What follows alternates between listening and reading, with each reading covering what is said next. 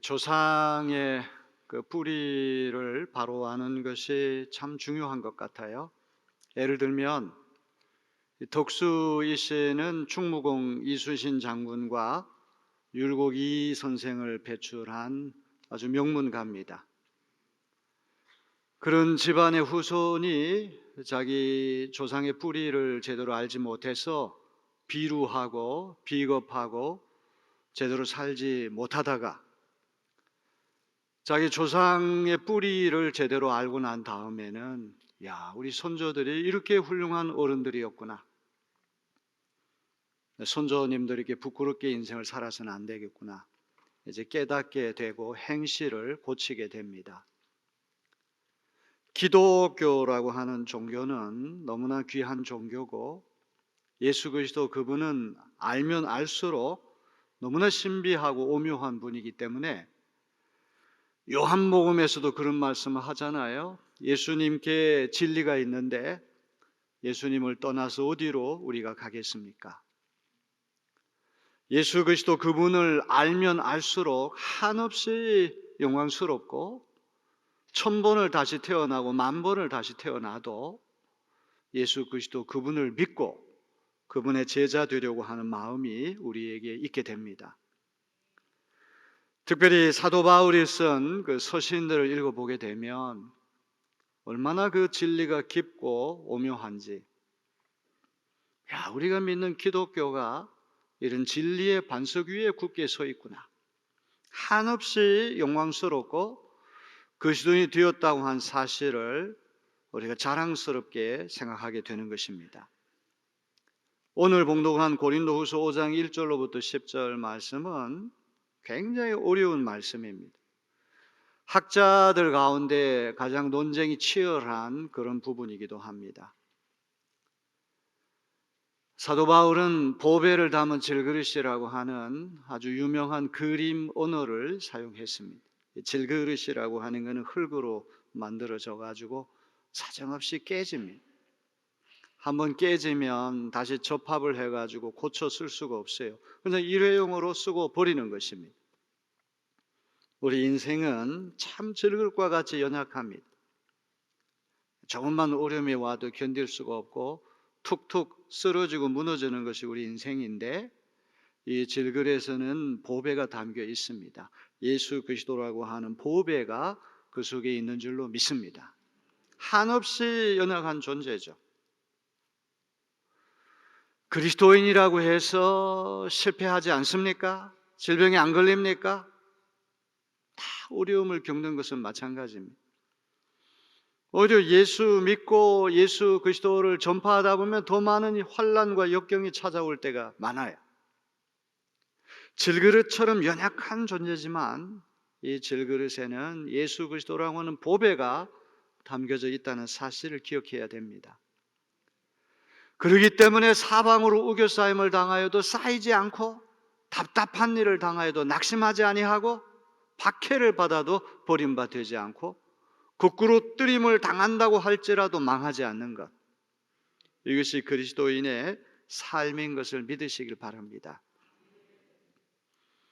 특별히 오늘 봉독한 이 고린도후서 5장 1절로부터 10절 말씀은 부활에 대한 말씀이거든요. 고린도전서 15장 부활장과 서로 비교하면서 읽어야 뜻이 통하는 그런 부분이기도 합니다. 데살로니가 전서를 읽어보게 되면 바울은 자기 생전에 예수께서 재림하실 것을 믿었어요. 예수께서 재림하시는 그날 General Resurrection, 일반 부활, 전체 부활, 주 안에서 잠자던 이들이 다 일제 일어나서 신령한 몸으로 변화되고 자기는 공중에 들려 올라가서 또 신령한 부활체로 변화될 것을 믿었어요. 데살로니가 전서는 바울 서신 13통 가운데도 가장 먼저 기록된 편지일 뿐만 아니라 신약 성경 27권 전체를 놓고 볼 때도 가장 먼저 기록된 책이 이 데살로니가 전서입니다. 이게 임박한 어떤 종말에 대한 기대를 간직하고 자기 생전에 재림하시는 예수님을 뵙고 살아서 공중에서 신령한 부활체로 변화될 것을 믿었는데 세월이 지나면서 이런 기대가 점점 줄어들게 되었습니다. 아시아에서 당한 환란이 얼마나 극심했던지 죽을 고비를 넘겼다는 고백을 하지 않습니까? 야, 이러다가 예수께서 부활하시기도 전에 내가 죽을 수도 있겠구나. 바로 이런 맥락에서 바울이 사후생이라는 문제, life after death, 죽음 후의 삶이라고 하는 것은 어떤 것일까? 이 문제를 오늘 고린도후서 5장 1절로부터 10절에서 다루고 있습니다.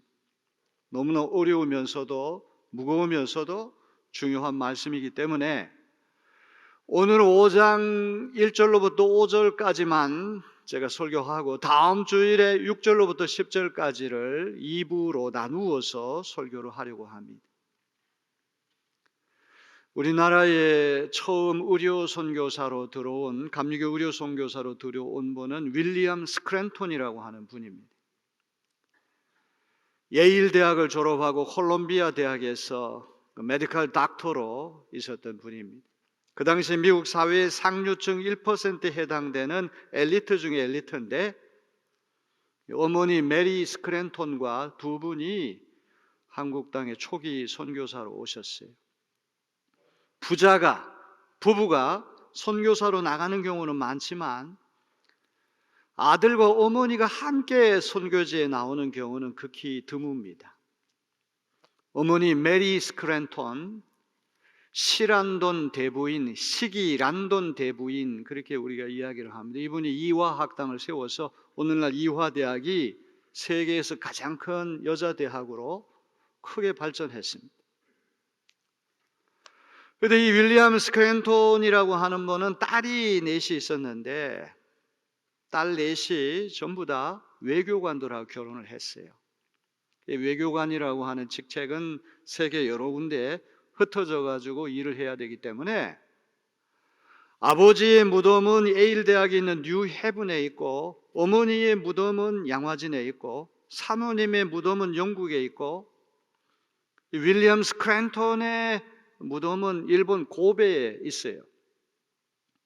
2023년도 작년이 윌리엄 스크랜톤 이 선교사님이 서거한 지 100주년이 되는 해였기 때문에 뜻이 있는 분들이 고베에 있는 선교사님의 유해를 양화진에 모셔와 가지고 어머니 곁에 묻어야 되는 거 아니냐, 이런 운동을 벌인 적이 있습니다. 근데 우리가 기독교적으로 사고를 한다면 아버지의 무덤은 뉴헤븐에 있고, 어머니의 무덤은 서울 양화진에 있고, 사모님의 무덤은 영국에 있고, 자기의 무덤은 일본 고베에 있는 것이 오히려 우리 부활의 소망을 더 확연하게 보여주는 표시가 될 수 있는 것입니다.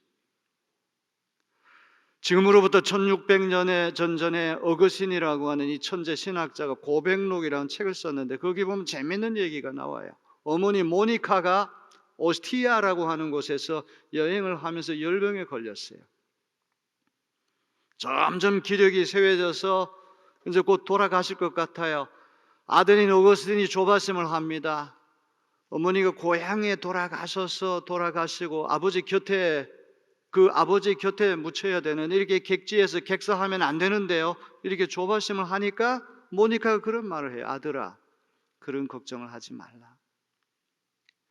예수 믿는 사람은 어디에 묻히든지 그것이 중요한 것은 아니다. 마지막 날에 하나님이 부활 못 시킬 장소는 없다.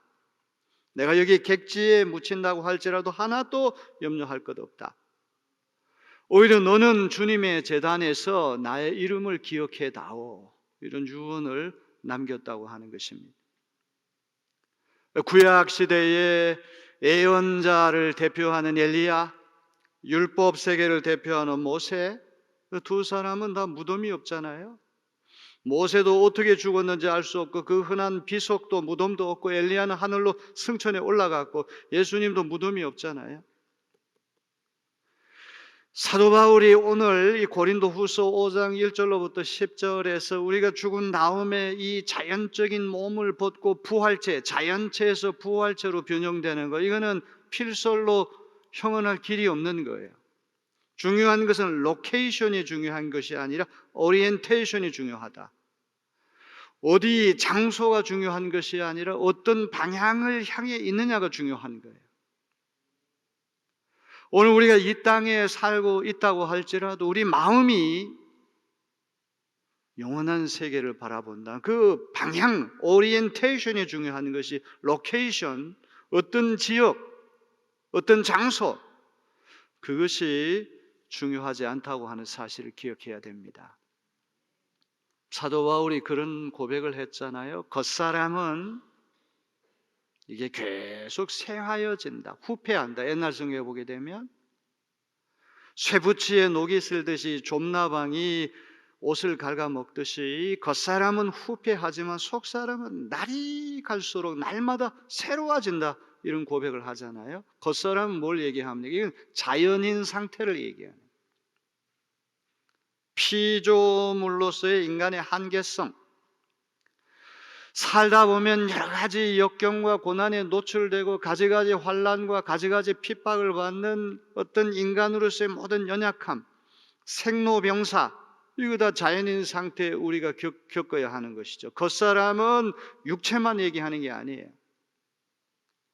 사람이 세월이 갈수록 육체만 쇠하여 걷지는 것이 아니라 정신도 쇠하여지고 영혼까지도 기력이 쇠해져서, 그렇게 예수 열심히 믿던 분이 치매에 걸려가지고 예수가 누구냐? 그런 얘기를 한다고 그러잖아요. 그 사람이라고 하는 것은 시간의 무게를 견디지 못하고 세월이 흐를수록 점점 쇠하여지지만, 속 사람이라고 하는 것, 예수 믿고 예수 부활 생명이 내 안에 있게 되면 이거는 초마다, 분마다, 시간마다, 날마다, 달마다, 해마다 우리를 새롭게 하는 것을 믿으시길 바랍니다. 자, 오늘 이 주시는 말씀도 다 같은 맥락인데, 자기 생전에 예수께서 부활하셔가지고 재림하시는 그때 이제 전반적인 성도의 주 안에서 잠자던 일제에 일어나서 신령한 몸으로 변형되는 부활의 시간인데, 예수님 재림하시기도 전에 자기가 죽을 것 같은 예감을 하니까 오늘 이 놀라운 이야기를 우리에게 들려주거든요. 자, 우리 1절 말씀, 5장 1절 말씀을 제가 세번역으로 한번 읽어보겠습니다. 땅에 있는 우리의 장막집이 무너지면 하나님께서 지으신 집, 곧 사람의 손으로 지은 것이 아니라 하늘에 있는 영원한 집이 우리에게 있는 줄 압니다. 안다고 하는 것은 자기 경험을 바탕으로 해가지고 확실하게 고백하는 걸 얘기하죠. 우리 안다는 얘기는 함부로 할 수 있는 게 아니잖아요. 다메섹 도상에서 부활하신 예수님 만난 다음에 그는 180도 변화됐습니다. 그 부활하신 예수님 만난 충격이 그의 일생을 지배했거든요. 그 경험을 바탕으로 해가지고 뭘 압니까? 땅에 있는 우리의 장막집이 무너지면, 이렇게 얘기를 해요. 재미있는 것은 앞에서 얘기하는 집은 집인데 이건 장막의 텐트를 천막을 얘기해요. 땅에 있는 우리의 육신이라고 하는, 지상에 있는 육신이라고 하는 것은 천막과 같다, 장막과 같다. 이 메타포, 하나의 비유를 여기 쓰고 있는 거예요. 이게 무너지면 이제 하늘에 건물이 하나 있다는 거예요. 앞에서는 장막인데 뒤에서는 집, 빌딩이라는, 일본말로 타테모노, 건물. 건물이라고 하는 것은 오래가고 튼실해요. 잘 무너지지 않아요. 이 장막이라고 하는 텐트는 유목민족이 그렇듯이 목초지로 이동을 해가지고 5달, 6달 그 목적이 다 하게 되면 철거를 해야 돼요. 임시성과 해체성, 철거성이라고 하는 것이 이 장막의 특징 아닙니까? 지상에 있는 우리의 몸은 장막과 같아요. 천막과 같아요. 이거는 오래가지 못합니다. temporality, 이거는 임시적인 것이고 이건 언젠가는 무너져야 돼요. 언젠가는 철거가 돼야 돼요. 그런데 땅에 있는 이 장막과 같은 우리의 몸이 무너지게 되면 그걸로 끝나는 것이 아니라 하나님께서 사람의 손으로 짓지 아니한, 하나님이 손수 지으신 하늘에 있는 영원한 건물, 이거는 앞에서는 장막인 뒤에서는 빌딩을 얘기한단 말이에요. 이게 무엇을 얘기합니까? 오늘 우리 자연의 몸이 무너지게 되면 신령한 몸, 영원한 몸, 썩지 아니할 부활의 몸으로 우리 갈아입게 되는 것이구나. 사도 바울의 이런 놀라운 비전을 우리에게 보여주는 거예요. 지상에 있는 우리 몸이라고 하는 것은 다 언젠가는 무너집니다. 이건 오래 갈 수가 없어요. 다 썩어 소멸할 수밖에 없지만 천국이라고 하는 것은 사람이 죽으면 저절로 올라가는 어떤 장소, 로케이션이 아니라 땅에 있는 우리의 장막집이 무너져가지고 그게 해체가 되면 하나님께서 새로운 영원히 무너지지 않는 썩지 아니하는 신령한 몸으로 변화시켜 주시는 그런 세계가 천국이구나. 사도 바울이 그런 놀라운 진리를 우리에게 가르쳐주고 있어요. 땅에 있는 장막이라고 하는 이 집은 오늘 우리 연약하고 무너져야 되고 오래가지 못하고 언젠가는 철거되어야 할 그런 몸이라고 한다면, 사도 바울이 앙망하고 사도 바울이 사모하는 그 세계는 하늘에 하나님께서 지어주실 집, 튼실한 집, 무너지지 않는 집, 영원한 집, 그 신령한 몸의 세계를 사도 바울은 사모하고 있다는 그런 말이에요. 자, 2절 말씀은 너무나 귀한 말씀이에요. 하늘에 있는 영원한 집을 사모하면서도 현실에 우리는 여전히 연약하고 질그릇과 같고 깨지기 쉽고 겉사람이라고 하는 건 날이 갈수록 쇠약해지고 이런 것들을 피할 수가 없거든요. 그러니까 이 땅에 있는 장막집에 살면서 하늘에 있는 집을 사모하는 그리스도인의 어떤 특성이라고 하는 건 탄식하면서 갈망하는 존재다. 자, 우리 2절을 세 번역으로 한번 읽어봅니다. 우리는 하늘로부터 오는 우리의 집을 덧입기를 갈망하면서 이 장막집에서 탄식하고 있습니다. 탄식하면서 갈망하고 갈망하면서 탄식하는 존재가 그리스도인이라는 거예요. 장막이라고 하는 게 오래가지 못하고 임시고 언젠가는 철거되고 해체돼야 되는 것이고 각종 어떤 추위라든지 더위라든지 이런 것은 노출되어 있어요. 여러 가지 역경과 환난과 고난, 실패, 질병 이런 것은 노출되어 있는 참으로 취약한 것이 장막이. 그래서 그로우닝, 신음한다는 말이에요. 탄식하는 거죠.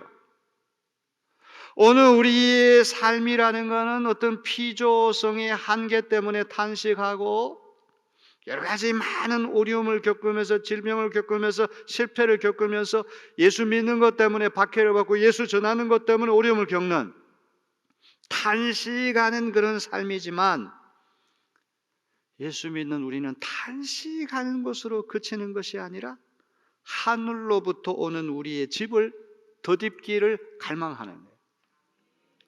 탄식하면서 갈망하고 갈망하면서 탄식하는 이중성, 이게 보배를 담은 질그릇이 아니고 무엇입니까? 질그릇이나 겉사람 비유가 말해주듯이 자연인 상태의 우리, 피조성의 한계와 가지가지 취약성에 노출되어 있지만, 그리하여 탄식하고 신음하지만 우리는 항상 영원한 세계, 하나님이 지어주실 그 무너지지 않는 썩지 아니할 그 집을 갈망하는 사람이 그리스도인 것을 믿으시길 바랍니다. 로마서 8장 18절로부터 23절도 똑같은 말씀 하잖아요. 생각하건대 현재의 고난은 장차 우리에게 나타날 영광과 비교할 수 없도다. 피조물이 고대하는 바는 하나님의 아들들이 나타나는 것이니 피조물이 허무한데 굴복하는 것은 자기 뜻이 아니요 오직 굴복하게 하신 이로 말미암음이라. 그 바라는 것은 피조물도 썩어짐의 종로로 탄다서 해방되어 하나님의 자녀들의 영광의 자유에 이르는 것이니라. 피조물이 다 이제까지 함께 탄식하며 함께 고통을 겪고 있는 것을 우리가 아느니라. 그뿐 아니라 또한 우리 곧 성령의 처음 익은 열매를 받은 우리까지도 속으로 탄식하여 양자 될 것 곧 우리 몸의 속량을 기다리느니라. 로마서 8장에 가면 사람만 탄식하는 게 아니라 온갖 피조세계 전체가 총체적으로 탄식한다는 말을 하잖아요. 환경이 파괴가 되고 공기가 오염이 되고 기후 변동이 일어나가지고 하늘도 땅도 나무도 산도 강도 짐승도 고양이도 개도 호랑이도 피조세계 전체가 해방되기를, 이 무거운 짐에서부터 벗어나기를 갈망하면서 그 구원의 날을 기다리며 탄식한다. 사람만이 탄식하는 것이 아니라 오늘 이 세계의 모든 피조세계 전체가 탄식하며 갈망한다는 놀라운 말씀 우리에게 하고 있습니다. 여기 사도 바울이 집에 산다, 이 하우징이라고 하는, 집에 살기라고 하는 비유를 쓰다가 클로딩이라고 하는 옷 입기 비유로 지금 넘어가잖아요. 너무 재미있는 거는 옷을 입는다는 표현을 써야 되는데 처소를 덧입는다, 장소를 덧입는다, 건물을 덧입는다. 이게 뭔가 어색해요. 그러나 이것이 전부 다 비유와 상징이고 그림 언어라고 한다면 충분히 이해가 돼요. 고대 그리스 철학자들은 사람이 죽는 것을 이 몸이라고 하는 옷을 다 훌훌 벗어 던지고 뱀이 허물을 벗어 던지듯이 사람이 이 썩을 육체를 훌훌 벗어 던지고 영혼이 쑥 빠져나와가지고 불멸의 세계, 천상 세계로 진입해 간다, 이렇게 이해를 했어요. 그래서 여기 옷을 입는다고 하는 말은 지금 이 자연체, 우리 현재 이 몸이 부활체, 이게 참 재미있잖아요. 자연체와 부활체라고 하는 것도, 이 옷도 그렇잖아요. 완전히 다 갈아입는 게 있고 덧입는 게, 끼어 입는 게 있잖아요. 속옷까지 완전히 100% 다 벗고 새 옷을 갈아입는 게 있고, 자기 옷을 현재 입은 상태 새로운 옷을 걸쳐 입는 것이 있는데, 이 부활체라고 하는 것이 지금 있는 우리 자연체를 놔두고 그 위에다가 덮어 씌우는 형태의 그런 것을 얘기하는 것인지, 아니면 완전히 지금의 옷과는 전혀 다른 옷을, 지금 자연체라고 옷을 다 벗겨내고 새로운 100% 부활체를 우리 옷 입히는 것인지는 이 논쟁의 여지가 있는데, 아무리 생각해도 이거는 완전히 갈아입는 것을 얘기할 거예요. 물론 이제 바울에게 있어서 인간이 된다고 하는 건 몸을 떠나가지고는 인간이 될 수가 없어요. 인간이 정신, 영혼, 눈에 보이지 않는 이런 어떤 정신세계, 영적인 세계, 이것만 있으면 사람이 될 수 없잖아요. 부활하신 예수님이 몸으로 부활하시지 않고 정신, 영혼 이런 것만 둥둥 떠다니면 그 유령이고 귀신이지 사람이라 할 수 없잖아요. 사람이 사람 될 수 있다는 건 임바디먼트, 몸으로 체화, 구체화 돼야 된다는 거예요. 이게 바울에게 있어서 너무나 중요한 거예요. 부활이라고 하는 것도 몸의 부활이 돼야지, 정신이 부활했다, 영혼이 부활했다, 눈에 보이지 않는 그런 어떤 영적인 세계만이 부활이 아니라는 거죠. 그래서 이 옷을 입는다고 하는 얘기는 부활체를 입는다는 말이죠. 땅의 장막이 무너지게 되면 하나님이 지으신 신령한 몸, 썩지 아니할 영원한 몸으로 우리가 변화된다고 하는 것을 이야기합니다. 고린도전서 15장 53절에 이렇게 말씀합니다. 이 썩을 것이 반드시 썩지 아니할 것을 입겠고 이 죽을 것이 죽지 아니함을 입으리로다.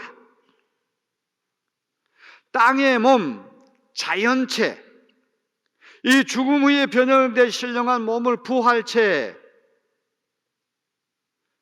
이것으로 비유를 했는데, 사도 바울은 지금 현재 땅에 있는 텐트와 같은 천막과 같은 우리 몸을 생각하면 항상 탄식이, 신음이 그치지 않지만 예수 믿는 우리는 거기서 그치지 않고 영원한 하늘의 집, 하늘의 초소를 덧입기를 갈망하는, 탄식하며 갈망하고 갈망하며 탄식하는 존재가 그리스도인인 것을 기억해야 됩니다.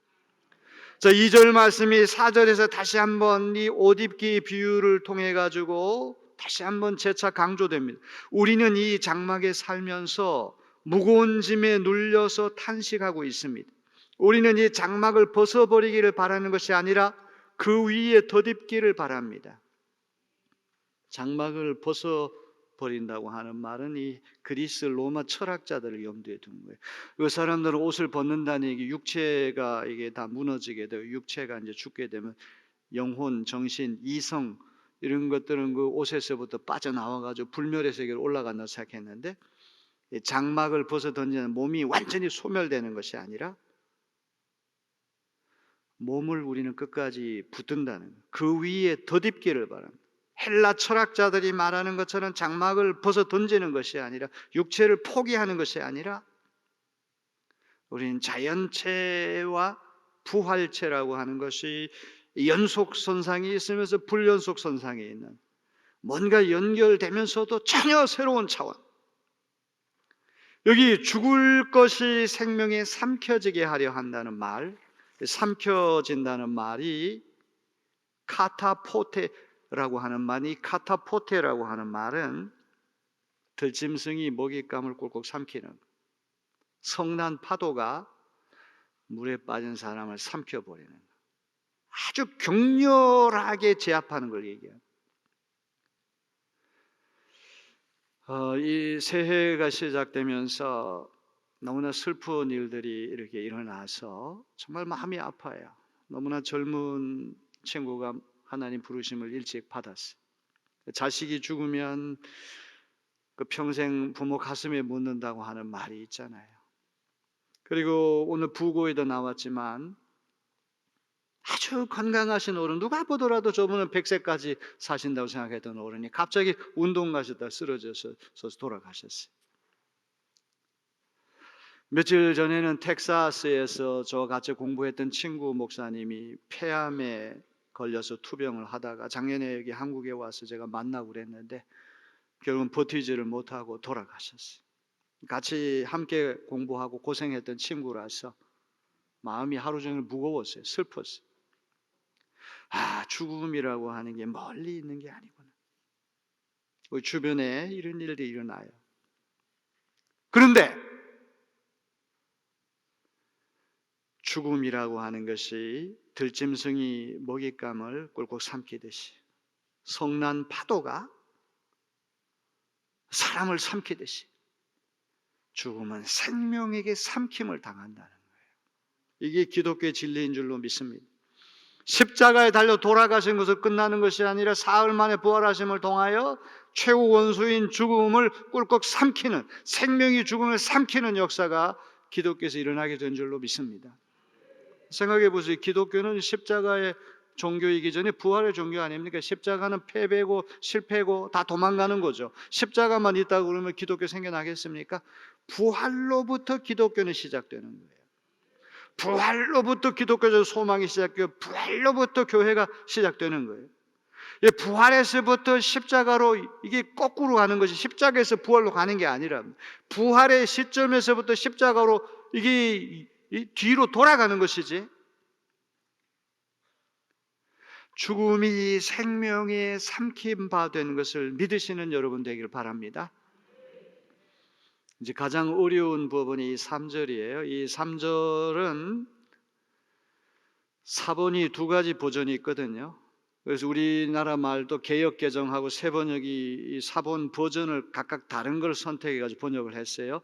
영어 성경 그 NIV라고 하는 것, NRSV라고 하는 게 믿을 만한 그런 번역인데, 이 두 번역도 각각 다른 사본을 선택을 했어요. 이것 때문에 제가 한 주 내내 고민하고 어떤 사본이 더 정확할까 궁리를 했는데, 세 번역을 일단 여러분 소개를 합니다. 우리가 이 장막을 벗을지라도 벗은 몸이 되지 않을 것입니다. 장막이라는 건 몸이잖아요. 옷을 벗듯이 몸에서부터 떠난다는 것은 벗은 몸이 되지 않는다는 말은 무슨 말일까요? 벗은 몸, 옷을 걸치지 않는다. 옷이라고 하는 게 몸이라고 한다면 예수님이 재림하셔가지고 부활이 즉각적으로 일어나게 된다고 그러면 그 중간기가 없기 때문에 벗은 몸으로 있는 그 수치스러운 상태가 없이 바로 부활이 되지만, 이거는 재림이 늦추어져 가지고 우리가 죽어서 장막이 무너져서 장막의 옷이 벗겨지게 되면 이 벗은 몸으로 남는다고 하는 이야기. 이거는 육체가 없는, 몸이 없는 상태. 예수님도 그랬잖아요. 3단계 십자가 달려 돌아가신 다음에 일시적으로 벗은 상태로 있다가 부활의 몸으로 변형되셨어요. 사도 바울이 지금 이 이야기를 하는 것이 데살로니가 전서에서는 예수께서 그 재림하시기 전에 생전에 자기가 예수님을 이렇게 재림하신 예수님 만난다는 소망을 가졌는데 시시각각으로 어떤 순교의 어두운 그림자가 다가오니까, 야, 내가 예수 재림을 보지 않고도 죽을 수 있구나. 내가 죽으면 이 장막이 무너지면 장막의 옷이 벗겨지면 벗은 몸 상태로, 몸이 없는 상태로 이게 다 썩어서 소멸되는 그 상태, 이 중간기가 있을 텐데 이거를 지금 바울이 염려하거든요.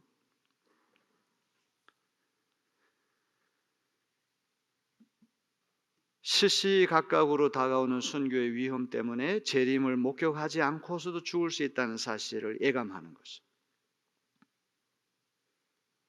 그래서 이 몸이 벗은 몸이 된다는 얘기는 몸이 없는 상태, 부활체로 가기 전에 일시적으로 중간기 피리 거쳐야 하는 상태, 그 얘기를 지금 하는 거예요.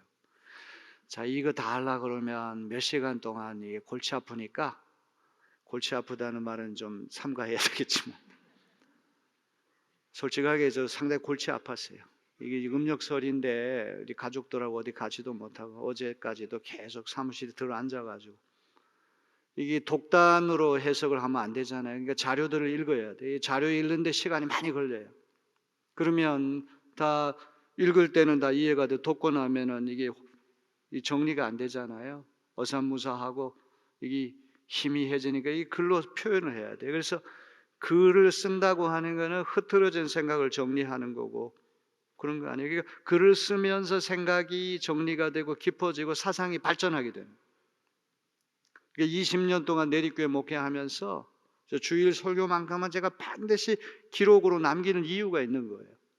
아무리 좋은 설교라고 하더라도 그 시간으로 지나게 되면 다 소멸되잖아요. 없어지잖아요.